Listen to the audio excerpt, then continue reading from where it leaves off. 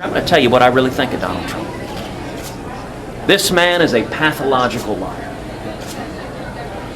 He doesn't know the difference between truth and lies. He lies practically every word that comes out of his mouth. And in a pattern that I think is straight out of a psychology textbook, his response is to accuse everybody else of lying. Here is what Donald Trump said yesterday about the economy during his administration. We had the strongest economy in history. There's never been a country that had an economy like us. I gave Harris and Biden an economic miracle, and they quickly turned it into an economic nightmare. Steve, this is an oft-repeated claim by Donald Trump that he had the strongest economy of all time, and now he's adding he handed Joe Biden an economic miracle. What's the truth about that? Not only did he not have the strongest economy of all time, he didn't even have the strongest economy of the last two presidents, himself and Joe Biden. And so let's take a look at some of the facts here. First, the best measure of an economy is its growth rate, GDP growth rate. And so when you compare the two, and I have adjusted out COVID in fairness to both presidents, although you see it doesn't actually change the picture, Trump grew his economy at a rate of about 2.6% a year, which is actually not a bad rate, and that excludes COVID. Biden grew his economy, has grown so far his economy at 3.5% a year.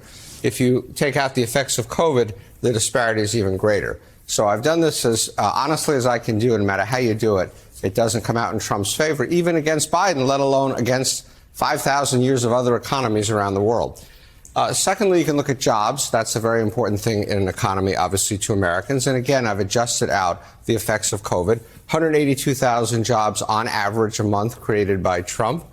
271,000 jobs on average created by Biden. Again, if you take out COVID, the disparity is far greater. So that is one of his most preposterous claims. Yeah, the numbers don't lie, and he has made that point. We were cooking along, and then COVID came, and that's not my fault. We can talk about that more, of how he handled COVID. But even adjusted for COVID, you're saying Joe Biden has had the better economy. All right, let's move on to energy. This is former President Trump talking yesterday about American oil production and energy independence.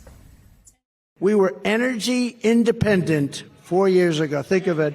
Today, we're getting energy from Venezuela in the form of tar. Steve, what do the numbers show? Well, first of all, we were never energy independent under Donald Trump. In fact, we really haven't been energy independent going back until sometime before 1950. You can see that the amount of oil imports that we had during Trump did in fact decline. This is part of a long progression that goes back to the mid-2000s. It's nothing that he particularly did. It continued under Biden, and lo and behold, the first time we have been energy independent as it applies to oil was in 2023 under Biden's presidency, when we actually exported a bit more oil than we imported. Now, Trump is hung up on Venezuela. I'm not exactly sure why. He usually likes dictators. In this case, he seems to not like it as much. It is a fact, as Trump said, that Venezuelan oil is bad oil. It's very heavy. It's very polluting. But look what happened to Venezuelan oil imports over the last 7.5 years. Under Trump, we averaged 10.3 million barrels of Venezuelan oil a day coming into this country. Under Biden, we're down to 1.7 million barrels a day of Venezuelan oil. So the idea that somehow Biden is the one who brought in all this Venezuelan oil is absolutely directly contradicted by the numbers. As is often the case, exactly the opposite is true of what Donald Trump says. In fact, we are not running on Venezuelan tar. Okay, let's talk about migrant crime. Donald Trump yesterday in North Carolina went on a tangent about what he claims is a surge in migrant crime. Here's what he said. They all said I was wrong when I said that migrant crime will reach epidemic proportions. And now it's much worse than that. It's a lot worse than epidemic proportions. It's beyond control. We have a new category of crime. It's called migrant crime. And I think it's going to end up being the worst category of all. All right, Steve, what does the data show? Well, you know, it was supposed to be an economic speech, but he can't help himself, and he has to get off into things like migrants and immigration and the border and crime and all that kind of stuff. But once again, the facts are not quite what he said. First, let's just talk about crime in general. He likes to think the country's in the middle of some crime wave. That is actually not true.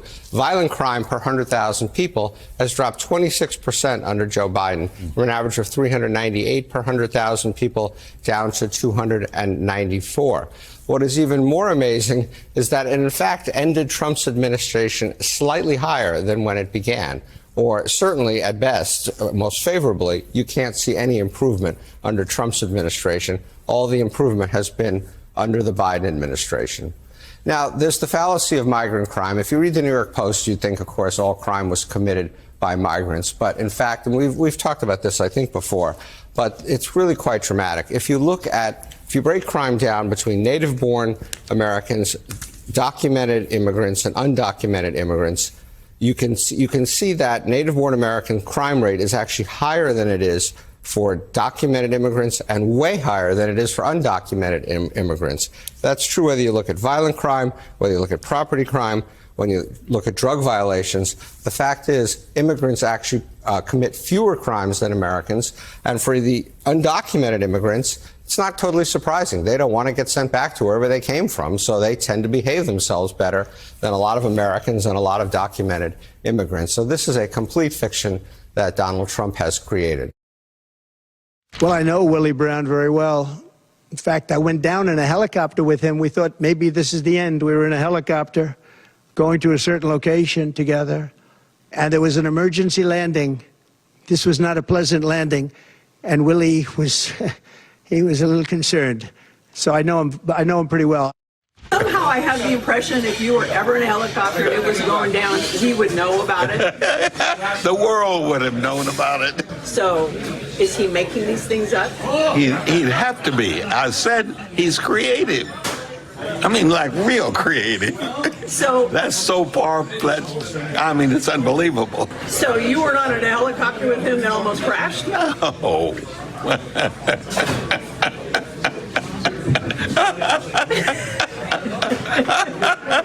That's your answer, right? Okay. Oh, a bullshit artist.